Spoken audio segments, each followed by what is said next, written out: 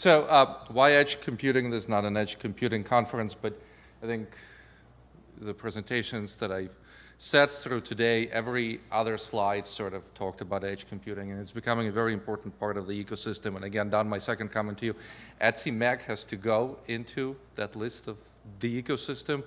Part of the reason, as you'll see here, is those applications, the cool applications, which will then go on that edge compute node, which has to be there, right? What we're doing is making those applications work, but I'll get there in a second. So why edge computing? This is a very old slide, right? It's all about location, location, location, and specifically for telco, whether fixed or wireless or mobile, right?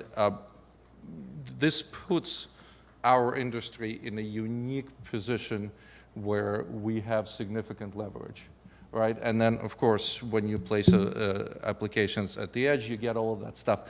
I think most of you have heard this, so I will skip this, but and again, this is an old slide. It can create new ecosystems, bring about new ways of doing business, right? And so in many, many cases, it gives operators an opportunity to make money in new ways to create completely new markets sort of in the cloud space and compete.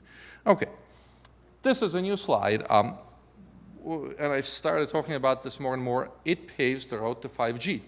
And the way it paves the road to 5G is you start with NGMN, which is where Don started, and one of the things that kickstarted the whole 5G thing was an NGMN white paper. If you look at it right up front, they have a nice picture with sort of 8 classes of use cases. You look at those and you say, okay, let's say I actually want to enable those. I don't want to put up a 5G RAN first, a millimeter wave network first, so that I can do a PR, because I'll do a PR, I'll spend a lot of money, what's going to run on it, right? What I want to do is I want to enable those applications. Can I do it on my existing network? And the answer is, by and large, yes. Maybe, you know, tactile internet, something in there, you may need actually a 5G RAN and a 5G network, but by and large, you can do all of this with your existing 4G network, as long as you can place applications close enough to the user so that you can satisfy whatever the requirements are there. What this helps an operator to do is avoid what I've heard very often referred to, well, by different terms, but I call it a 4G deja vu, which is, hey, make a huge investment in all this super cool stuff, spend all this money because you're going to make a ton of money when you come back out of it. And of course, what happened in 4G is, yes, operators are making money, but it's not the operators that made the most money, right? And so there's a pushback now that says, well, show me the money first. MEC will allow you to see the money.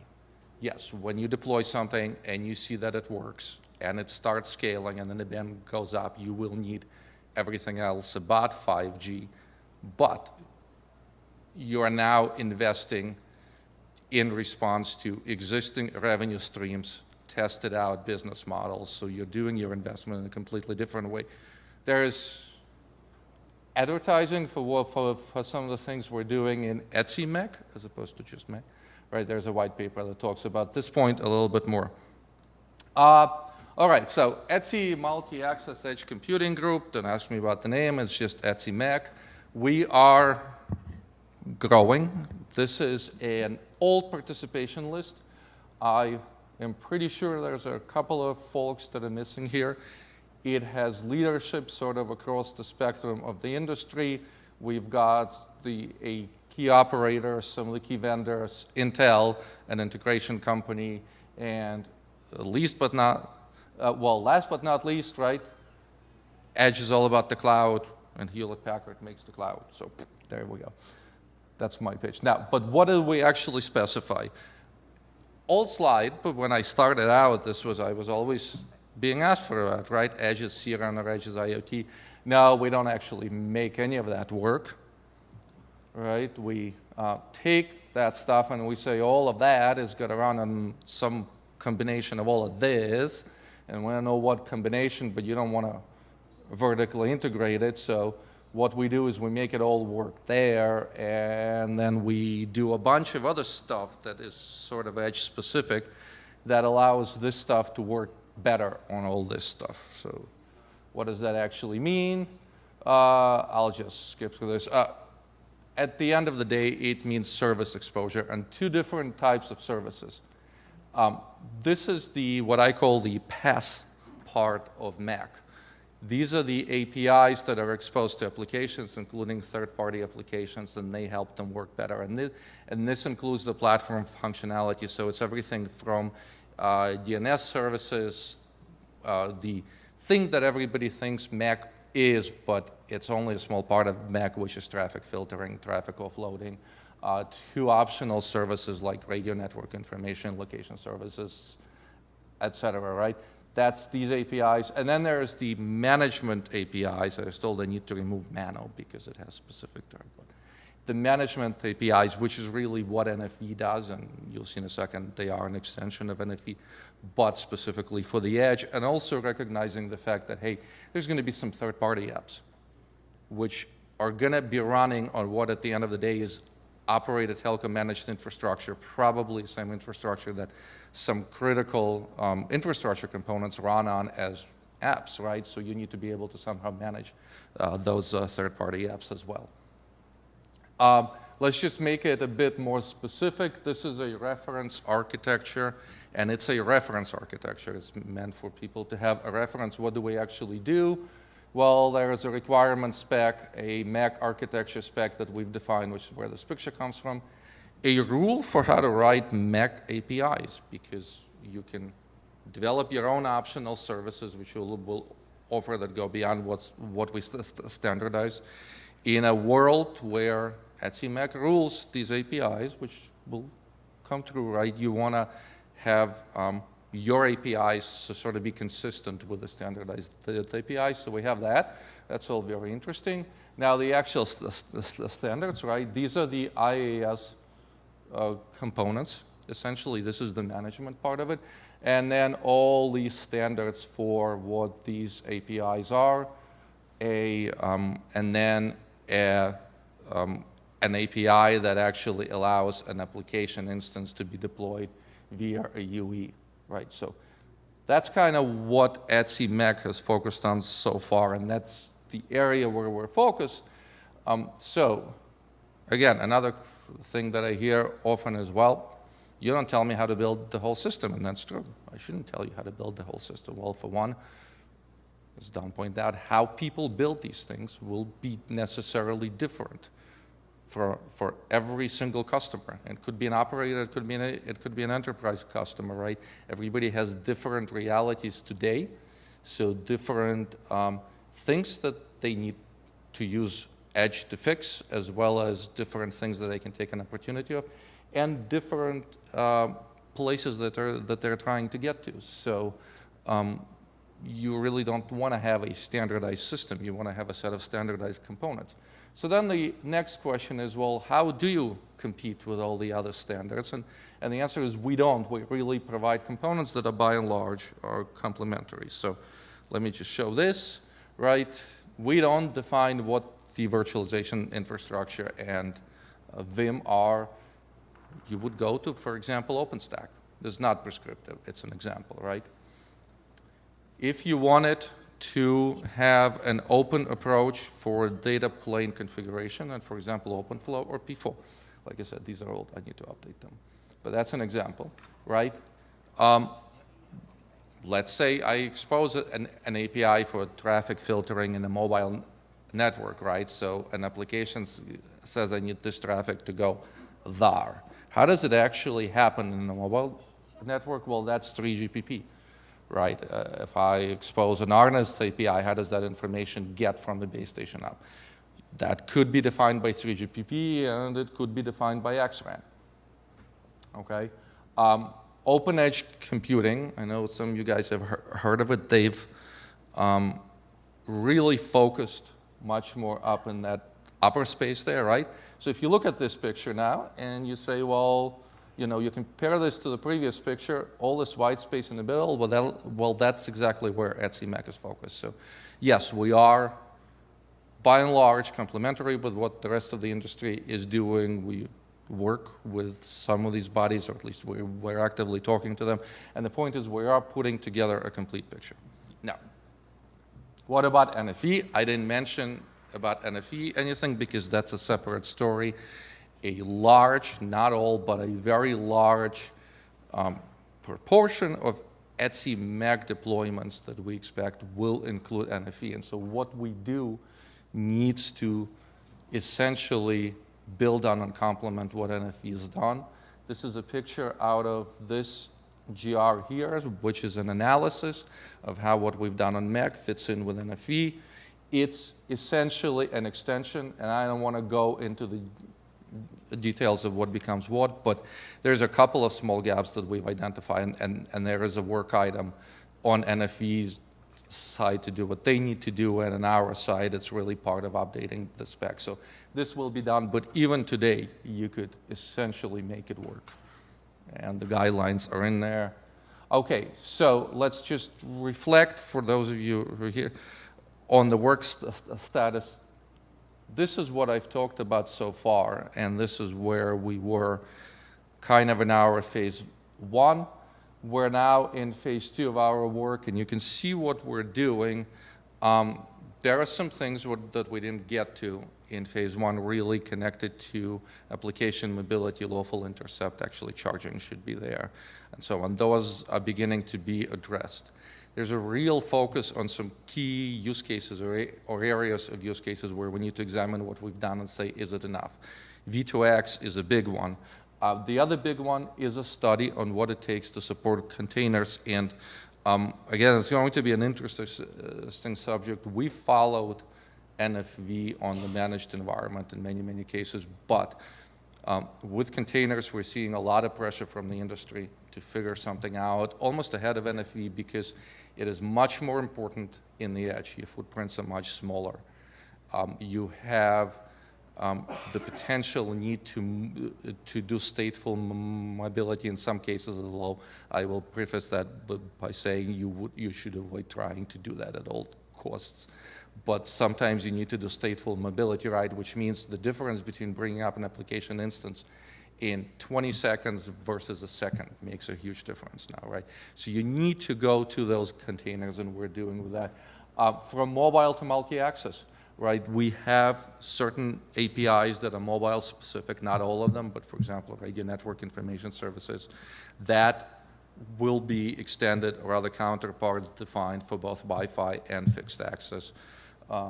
This I mentioned is going on. And then these areas I will talk about because these are not your typical standardization work, but it's becoming an increasingly important part of what we're doing, which is how do we engage now with the rest of this community and actually get people to adopt ETSI MEC by being truly helpful to them in what they're trying to do, as opposed to writing a standard and throwing it over the wall and saying, hey, we've written a standard, you need to follow it. That doesn't always work. It works for 3GPP, but it doesn't really work for others, I found. All right, so let's start with this.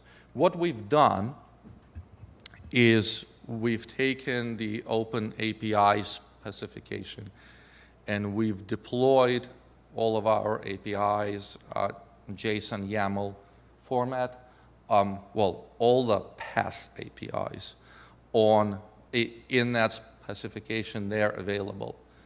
And it's a sort of a standard open API hub, so you've got the try-me capabilities, you kind of have the basic capabilities to try and explore them and see how they work. And then, of course, you have a source code that you can grab and start incorporating into your projects. We've only done it for these PaaS APIs. We have not done it for the IaaS side, primarily because we are really piggybacking that work on NFV. So we need the NFV to complete their stage 3 work, and when they complete it, we will do that as well. I think NFV at this point is pretty far along. That's available on ETSI's Forge side and on a GitHub mirror. and you're welcome to go there and explore. And our future plan is we're going to continue doing this. This is, if you talk about open source communities, and you kind of saw from Don's presentation, that's become one half. It used to be all about standards in telco. Well, 50% of it is now open source.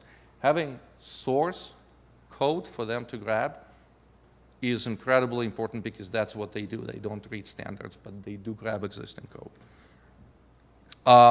POCs, that's something that we learned from NFV, and we've been doing this successfully. I used to have all of them in here. They no longer fit. Well, they fit, but you can't read them. So I'm just keeping the latest ones in here.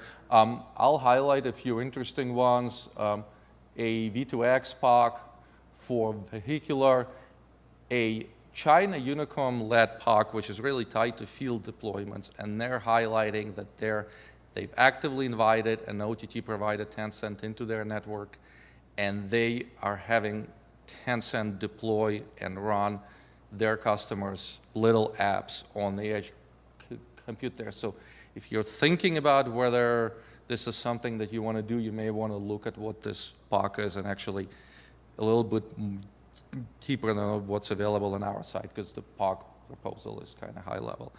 But that's one thing that we do. And then something new, we started trying to organize hackathons. ETSI MEC sponsored hackathons. So if you think about POCs, they're really targeted towards infrastructure vendors. Hackathons are there to attract the software development community, which for MEC is an incredibly important part of what it will take for us to succeed, is to get third-party applications developed to use our APIs. And then we do white papers, and white papers fill in that question of, okay, you didn't tell me how to build my network, enable this particular use case. This is something that we started doing by kind of saying, well, we don't want to standardize it, but we do have a lot of mind share and the right people in the room.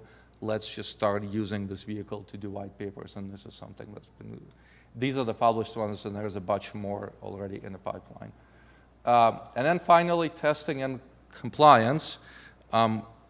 Again, how do you answer a question from an operator? I come to you as an operator and I say my product complies with ETSI MEC. What does that mean? How do I validate it? Well, we're going to start providing some answers, and this is an ongoing effort. Let me just go through this marketing, because I'm probably taking the better part of my 2 hours. No matter where you are in the ecosystem, you can help, so please come and help. And yes, we're awesome. And if you're wondering who to talk to, I would be one of the right starting points, or Chantal, who's our ETSI support officer. Or if not, I'm sure you know some people who work in MEC, so come and talk to them. Thank you. We have time for one question. Thank you. It's just an excuse to say congratulations for the MEC work, Alex. Actually, more than that. So, of course, I put up a kind of slide which said basically there's an edge node, and I think what MEC has done is you've effectively taken an application view of the world, and then you're calling out ETSI NFV, which is great. But do you see the need to have some kind of multi-tenant configuration on the edge, which allows, for example, the network functions that are critical, for example, the RAN, to be isolated from the applications that might be stood up on the platform? You mentioned the POC with Tencent. So that's kind of an interesting area for me, because if you allow application developers, and I believe this is the right approach, right, open access to that edge platform, and it might be an instance of a cloud operator, I guess, where that's some of the security around the cloud operators function. So the question is, do you see that as a really significant business opportunity to allow cloud operators like Amazon Web Services and others to have access to instances of compute, network, and storage at the edge? Yeah, so the answer is yes, I see that as an extremely significant business opportunity. Didn't put it in this slide because that would be my own /HP opinion, but the answer is yes. And yes, it does have to be not just multi-tenant, but I think the alarm bells that start going off when you say, I'm going to delegate a chunk of my network to, let's say, AWS. And it'll basically be a wholesale relationship, right? I'm going to assign resources to AWS. I'm not even going to know who they sublease it to, right? That sets off some very serious alarm bells. So how we structure that multi-tenant environment in a highly secure fashion is going to be incredibly important. And no, ETSI MEC doesn't have those answers yet. Are you studying it? Or will Not you yet, study but it's on people's minds. Let's put it this way. And I will also say, to some extent, I wonder whether ETSI MEC is the right place to study it or NFV is the right place to study it, because MEC might be the first place or the biggest place where this is applied, but it's not really an edge problem so much as a multi-tenant cloud problem where there are NFV applications and non-NFV applications running in a cloud, right? Do you want to have just an edge solution, or do you want to have a solution that applies across the board, and including at the edge? So passing the buck there a little bit. Thanks, Alex.